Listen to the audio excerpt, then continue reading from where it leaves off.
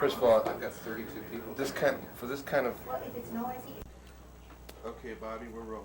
All right, we are rolling, everybody. Well, Sammy, welcome back to Dallas. It's been much too long. Yes, it does seem that long.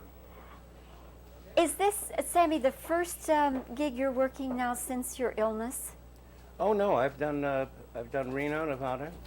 It was at Harris in Reno for 2 weeks, and I just finished in Bloomington, Minnesota. So this is my third engagement, so I'm well into.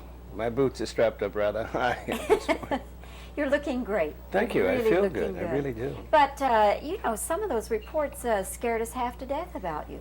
Well, they scared my family too, as well. You know, scared my friends back east, and well, that's what happens when you have that kind of journalism that goes on, where they take an inch and run a mile with it. You know, but thank God, none of it was true. I would say, save for where it said he was in the hospital. You know, I was in the hospital, yes, but after that, everything else was a little strange.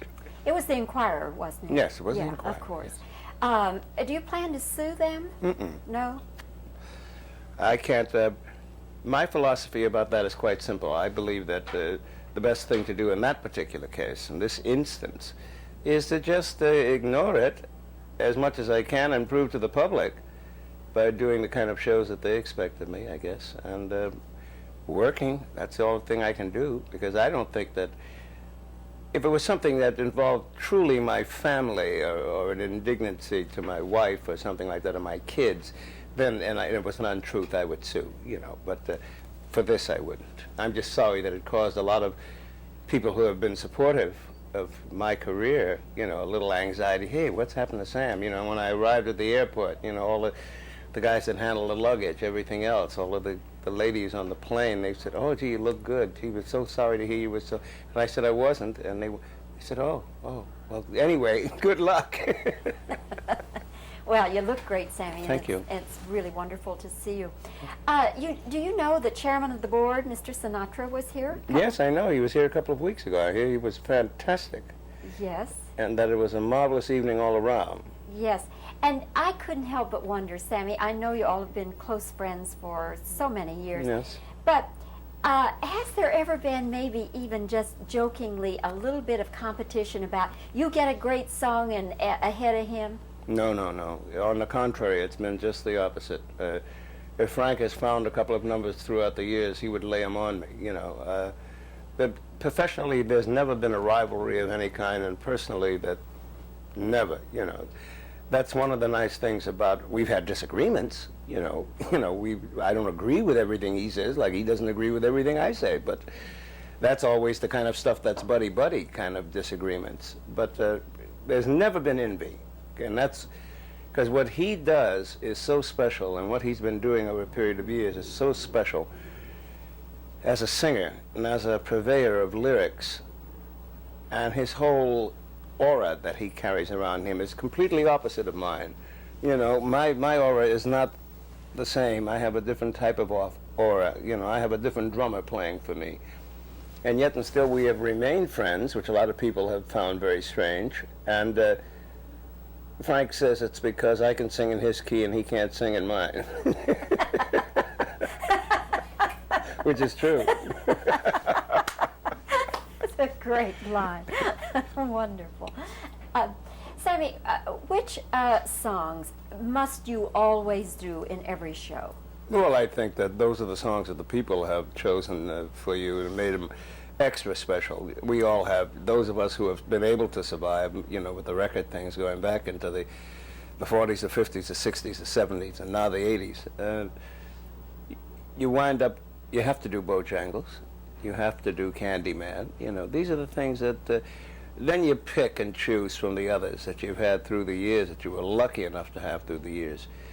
That would be many and varied, because thank the good Lord, I've had enough of them, so it keeps it fresh for me.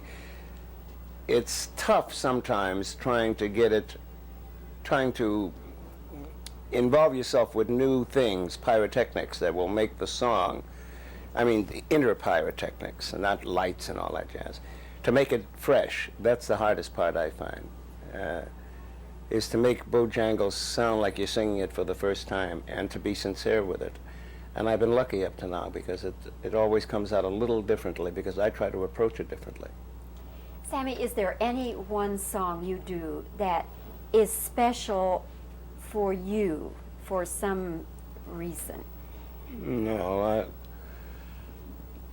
I wouldn't say any special song. I think Bojangles, on a theatrical level, would probably come closest to it because I knew so many guys who made up the composite of Bojangles. You know, so many guys in this business when I was a kid who never survived, you know, who really wound up like Bojangles. Like the song, not like Bill Robinson, you know, but like the song. So I would think that on a theatrical basis, yes, that would probably be one that would be very special to me because I can relate to that. The guys that, because I knew those kind of guys. They don't exist anymore except down in the, really down south in New Orleans. You'll see some down in Louisiana, you know, the cats on the street, you know, dancing for the pennies and all of that, but have an interdignity about them that is really special, you know. That's the thing to maintain that dignity, you know. The cuffs may be frayed, but they are clean, you know, which is the difference. Well, Sammy, I have followed your career. The very first time I ever saw you in person was at the Frontier in Las Vegas. Oh, my goodness. Yes, you didn't know I was that old. Go ahead and say it. Say no, it. I didn't. I'm not going to say that. I'm not going to say that. No, but with you and your dad and your uncle. Yes. And you worked your tail off, and then when I thought you didn't have an ounce of energy left, you did a closing number that, honest to God, you were just all over the place, on the tables and under the tables and everything. That was a number called Audition, where I came out and I did the number, and I was trying out for the job, and I jumped on the table and on the top of the piano. They had a little piano there. I remember that because we did it just that engagement. That was my comeback engagement, incidentally, that you're talking about. It was the Frontier Hotel, and it was my comeback engagement after I'd lost my eye.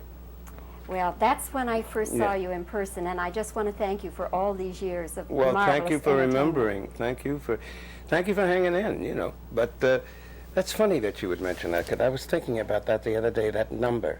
It's very strange that you would mention that particular I've day. never forgotten it, nor shall I ever. Anyway, Sammy, you're going to be here through Sunday doing 2 shows nightly, and we'll just sign off the interview by saying to everybody, Sam's in town, come see him. Thank you very, very much, and thank you for your kind words. But that really is true, Sam. Rolling?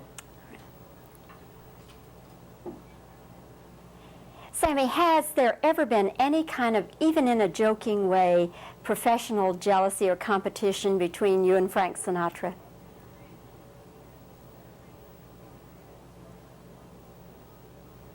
Okay, all right. Which songs must you do in every single show?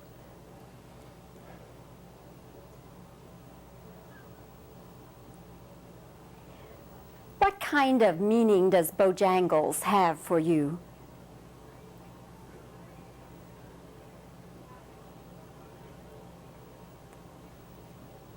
Do you have any plans to sue the National Enquirer?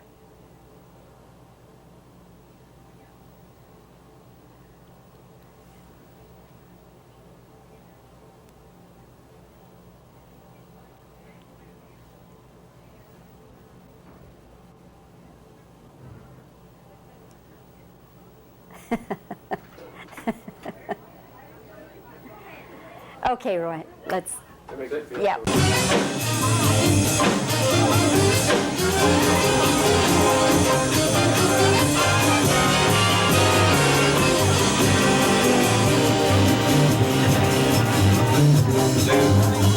Ladies and gentlemen, I'd like you to meet our bass player, Bob Von Easley.